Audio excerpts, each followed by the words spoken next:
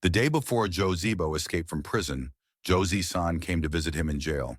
So Guan Hongyu and Zhou Shutong made a special home visit to inquire about the situation, wanting to know if he had any abnormal behavior before.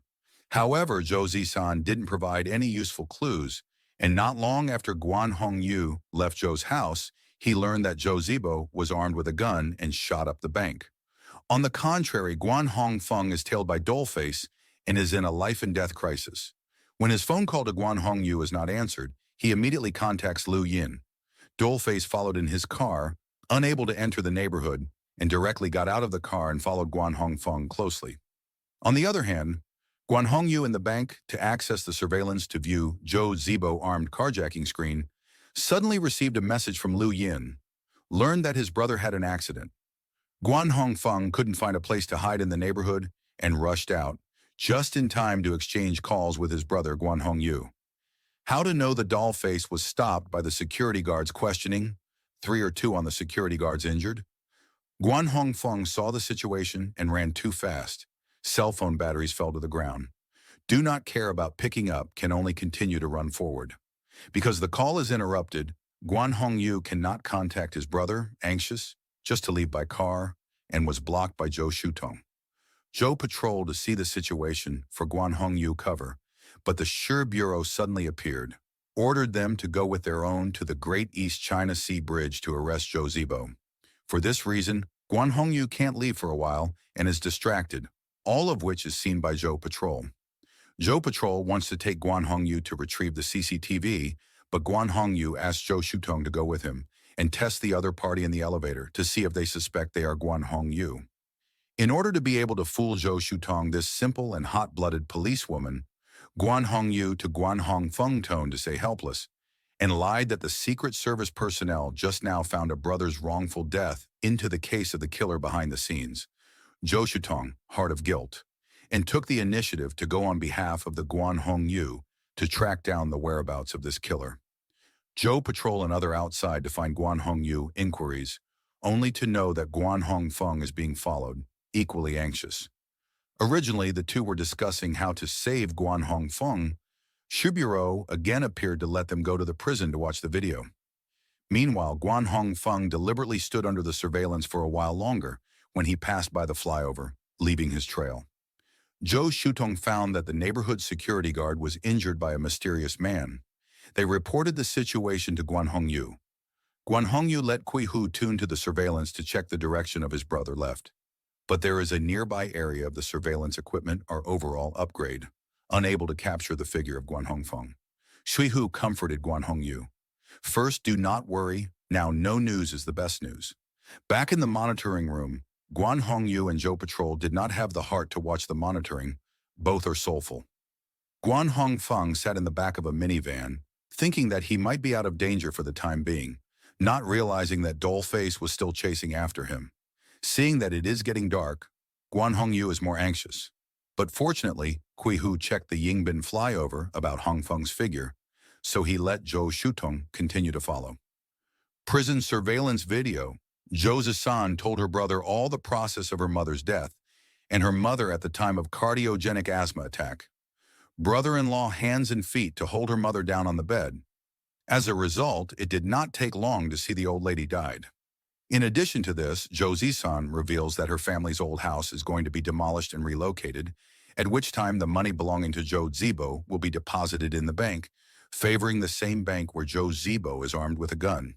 Afterwards, Shi arranged for Guan Hongyu and Zhou Patrol to go to Zhou's house again. Zhou Zishan said that she had casually mentioned the settlement of the demolition money and had never thought that her brother would break out of prison and go to the bank, and she was evasive in her words. Zhou Shutong called Guan Hongyu to tell him that a truck had been stolen. Guan Hongyu guessed that the person who stole it was most likely a doll face and hurriedly asked Kui Hu to track it according to the license plate number so that he might be able to find his brother's whereabouts. At the Three Roads Forest, Lao's son led a group of people to break into Zhao Hongqing's forest farm because the other party's wood was frequently stolen and lost tens of thousands of dollars, so they suspected Zhao Hongqing's head. Just when the two groups of people holding equipment confrontation suddenly saw a man wearing a hat mask, mistaking him for the real wood thief, Dozens of people chasing wildly encirclement, such as catching the man, took off the mask and found that it is actually on the run Guan Hongyu. At the moment, Guan Hongyu and Zhou Patrol are discussing how to save Guan Hongfeng, but Zhou Patrol is preventing Guan Hongyu from being exposed and preventing him from going in person. In this case, Zhou Patrol is not a solution. Guan Hongyu thought of the only person who can help, secretly used the cell phone to send a text message to Kucord for help. Xiao Wang brought breakfast to eat in the office. Zhou Patrol found an excuse to let him read the contents of the file. Both are distracted, like sitting on pins and needles. After Xiao Wang left, Zhou Patrol comforted Guan Hongyu not to think nonsense first, because Guan Hongfeng is not so good to catch, unaware that Guan Hongfeng has fallen into the hands of others. Zhao Hanqing saw Guan Hongfeng's face and mistook him for Guan Hongyu, a wanted man, and immediately took up the idea of the prize money, discussing with Lao Sun to split the prize money 50-50. On the other hand, when Gao Junran was on his way home, he was held at gunpoint by Zhou Zibo, and he was able to gain the other party's trust temporarily. It turns out that Zhou Zibo has always suspected his mother's death. Although the coroner concluded that his mother died of cardiogenic asthma, the problem lies in the fact that his brother-in-law, Tao Jun, used to be a paramedic and knows a lot about this kind of disease, so he could not have forcefully pressed down on the old lady at that time to prevent her from moving, which would only aggravate her condition, and so Zhou Zibo suspects that his mother's death is related to Tao Jun. However, Gao Junran was still in school 2 years ago and didn't know much about the case, so he could only help him find the report made public by the Central Hospital, which confirmed that the deceased died from a large amount of vomit that blocked her airway before she was sent to the hospital. After reading the report, Zhou Zibo was even more convinced that Tao Jun had problems, and despite Gao Junran's obstruction, he dropped his pistol and hurriedly ran away. On the other hand, Zhou Shutong found out that Tao Jun had purchased a huge personal accident insurance for Zhou Zisan a year ago. Less than half a year later, Zhou Zisan's house had a fire due to aging natural gas lines, and the beneficiary was Tao Jun himself. Gao Junran couldn't catch up with Zhou Zibo, so he had to bring his gun back to the station. And when he heard Zhou Patrol complaining about how kids graduating from the police academy nowadays can let criminals escape, he was so angry that he emphasized that he was just a forensic doctor, cursed, and went back to the forensic room. Dollface soon came over, willing to double the price to take Guan Hongfeng from Zhao Hanqing. But Guan Hongfeng knew that Zhao Hanqing was a money grubber and directly tripled the price and found a reason to contact Kucord. Fortunately, Kucord also knows how to cooperate and immediately heard that Guan Hongfeng fell into the hands of others. With 3 police cars of people hurriedly rushed to the 3 Dao forests, first arrested the Dollface's henchmen, followed by the siege of Zhao Hanqing's forest. The scene was instantly chaotic, and Dollface took advantage of the chaos to come to the room where Guan Hongfeng was kept, not realizing that Guan Hongfeng had already escaped. Knowing that Dollface is the murderer of Lin Jian, Ku Chun directly fights with him, and despite his own injuries, he also injures Dollface. Meanwhile, Zhou Patrol and others squatted on Tao Jun and saw Tao Jun giving money to the loan sharks, so they got everything. As for Zhou Zibo, he was at his mother's cemetery and was also found by the police without Zhou Patrol and the others having to check Zhou Zibo's whereabouts. Guan Hongyu took the initiative to call Ku Chun and expressed his gratitude to her, while now Guan Hongfeng was sitting on the minibus returning to Jingang. Facing the midday sun, the whole person looked exhausted. Guan Hongyu and the others found Zhou Zibo at the cemetery and received a message from Guan Hongfeng to report their safety. According to the information available so far, Tao Jun used to be addicted to gambling and owed huge debts. First, he killed the old lady in order to privatize his family's demolition money, and then he bought huge insurance for his wife and tried to start a fire to exchange his wife's life for a huge amount of compensation. So Zhou Zibo escaped from prison to make such a mess and went to great lengths to find out the cause of his mother's death and save his sister's life, but instead added a few years to his own sentence. Guan Hongyu and Zhou Patrol both sigh for Zhou Zibo, witnessed the crowd of prison guards escorted Zhou Zibo, Sister Zhou Zisan holding her daughter's hand, standing in place with tears. Changfeng Police Force's stage play was a big success. Zhao Shi took advantage of people not paying attention and answered a mysterious phone call. Dollface reveals to Pei Jia that he has someone in public security who helps him do things, and that person is none other than Ting's sister, Zhao Shi, who is currently the technical backbone of the Changfeng detachment. The reason why the other party is working for Dollface is that they hope to get him to reissue a new identity and passport. Pei Jia is not sure if Zhao Shi is reliable and decides to give it a try. On this day, Yan Tong's residence broke into a man with glasses, killing 2 of his men and injuring him in a vicious manner. The eyeglasses man ordered Yan Tong to arrange manpower, planning to come to a hijacking case. On the other hand, Guan Hongyu, Zhou patrol each in 2 cars back. Zhou Shutong drive Guan Hongyu first to the gas station, but encountered a few kidnappers rushed in. Guan Hongyu stayed in the car, but Zhou Shutong in the convenience store to protect everyone. The kidnappers want to drive to escape, but was Zhou patrol car blocked? How to know that they still have a gun? Zhou patrols see the situation directly shot dead a person? The remaining kidnappers will hide in the business hall. Zhou Shutong hid behind the shelves, listening to the kidnappers. Accent is not like the local people. While one of them, to check the work of the goods, robbed the pistol, hijacked a kidnapper, then closed in the office, and with an iron door to separate the other 2 kidnappers. Soon, Bureau, with people rushed to the scene, heard Zhou patrol in the gas station shooting, forcing the kidnappers retreated to the business hall. Some hate iron. Guan Hongyu rushed over to explain for Zhou patrol. At this time, Zhou Shutong called Guan Hongyu, reported that there are 10 hostages, 3 kidnappers, in which there is a little girl in the hostages. Zhou patrol and Guan Hongyu let her hang up the phone. As far as possible will be around. The photos are taken clearly. Then the SWAT team also came to the gas station. Guan Hongyu guessed that the forensic pathologist will certainly come over to examine the body. Then it will attract the attention of the kidnappers. Plus Zhou Shutong from the inside to respond to the need for a few snipers inside and outside the cooperation to kill the kidnappers. As expected, the kidnappers saw Gao Junran. They carry the body on a stretcher, very emotional. Originally Zhou Shutong, and snipers are ready, but the office of the kidnapper deliberately make noise, resulting in the action was interfered with. A complete failure. Zhou Patrol feels that Guan Hongyu is just fooling around. Knowing that the success rate is very low, doing so is to gamble with human life. Bureau found that the kidnappers have no way to communicate, can only plan to capture the strong attack.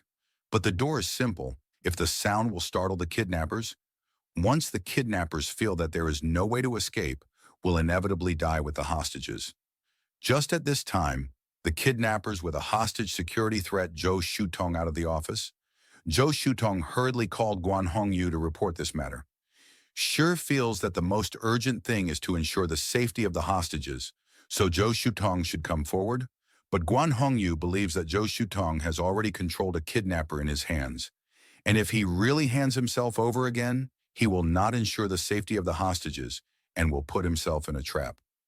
At the same time, Yantong called the head of the kidnappers on behalf of the glasses man to convey the order. Told him not to mess things up, otherwise not a penny will be taken. The head kidnapper hangs up and obstructs another kidnapper, so Zhou Shutong returns to the office again. Immediately afterward, the kidnapper offered to have the police prepare a car and asked for a huge ransom of up to over $100 million. Zhao Shi walks to the corner to answer a call from Dollface, who asks her to reveal the kidnapper's conditions and the specifics. Guan Hongfeng took Liu in to Quihu and asked Ku Cord to help find someone. On the other hand, the police basically confirmed the identity information of the kidnapped person Wei Dong. He is not only the chairman of the real estate company, but also a hand of Zhongjin Kunlun Group. The industry involves culture, auction, construction, engineering, and transportation, and the subsidiaries in the subsidiaries are also respectively holding another non-affiliated enterprises of a dozen companies. Originally seems to be a very ordinary normal businessman, but the problem is that this person is extremely low profile, never participate in any activities, cannot find my interviews, not to mention the administrative system in the district as a part-time job, so that Zhou Patrol feel that he is either bored to death or is a shield for others.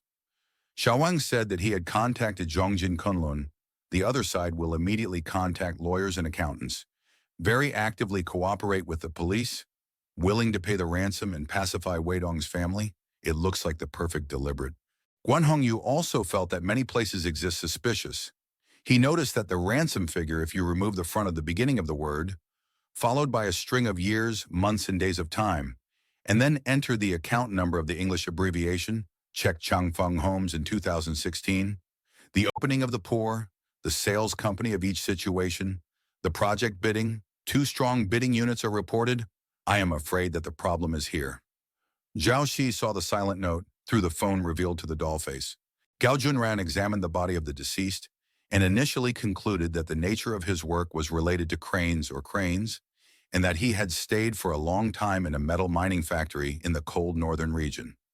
Guan Hongyu tells Guan Hongfeng about the findings, and coincidentally Zhou Shitong calls, so he transfers the call for Guan Hongfeng to deal with.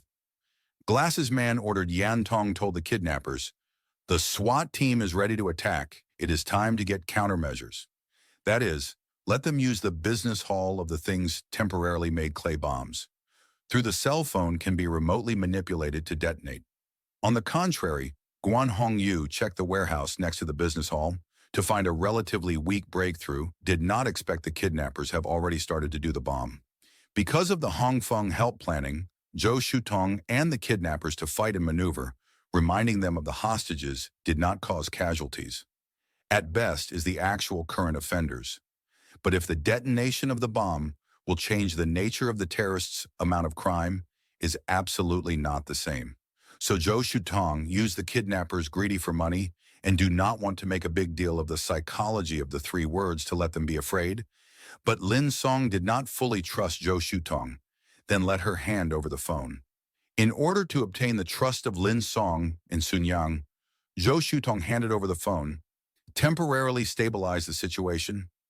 Xiao Wang, in accordance with the analysis of Guan Hongyu and Gao Junran, find out the real identity of the kidnappers. The deceased, named Sun Ji, used to be the driver of the rare earth mine crane in the northern suburbs of Tongyan. Early this year, with his brother Sun Yang, due to the mine owner owes wages, left the mine, and his brother Sun Yang in drunken provocation of detention records. Zhou Shitong grabbed the kidnappers called Fu Jimin. Sophomore year of high school, was expelled from school, has been unemployed, and Sun's brother belongs to the cousin, another kidnapper leader called Lin Song. Identity is the son's brother's pro-uncle, whose real name is Shu Size, has a record of beating the staff of the Office of Petition, and is the fugitive brigand of the 2 cases of armed robbery. Just at this time, Zhongjin Kunlun Group sent 2 lawyers. The other party repeatedly confirmed the ransom and kidnappers' demand, surprisingly quickly agreed to pay the ransom. Zhou Patrol, curious about the 2 lawyers, approved by which big shot to send ransom. Sure enough, the lawyer's face became very bad. Find a reason to excuse the pass. Zhou Patrol is suspicious of this and instructs Zhao Shi to investigate this company thoroughly. Soon, Ku Cord found an important information to Guan Hongfeng revealed that Yan Tong in recent years, often active in Tianjin and the surrounding area. But he is not strictly the meaning of the fixer, more like a professional criminals who do not want to profit and want money, not life. At the moment Yan Tong told the Glasses Man, the bomb was successfully developed, but reminded him to think twice before acting. Once detonated, will make the nature of the worse.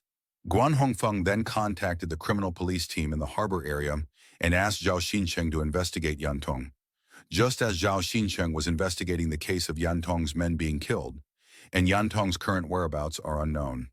At the same time, the police and the kidnappers of the negotiation into a critical point, Zhou Patrol wearing bulletproof vest ready to command the action, the City Bureau Inspector General team of the Deputy Director of the Zheng Flag to bring people over, on behalf of the General Bureau of Zhou Patrol suspended investigation and brought him back. And this person happened to be someone Guan Hongfeng knew, indicating that Zheng Qi was a smiling tiger.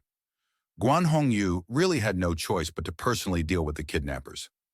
Zhao Shi answered Dollface's call and revealed to him that in March last year, Changfeng Homeland District had conducted a round of bidding for building land, and at that time, the most competitive were 2 companies, a Hong Kong-funded company, Huandu Real Estate, and a local company called Hawking Real Estate, But the strange thing is that both companies have been reported back to back.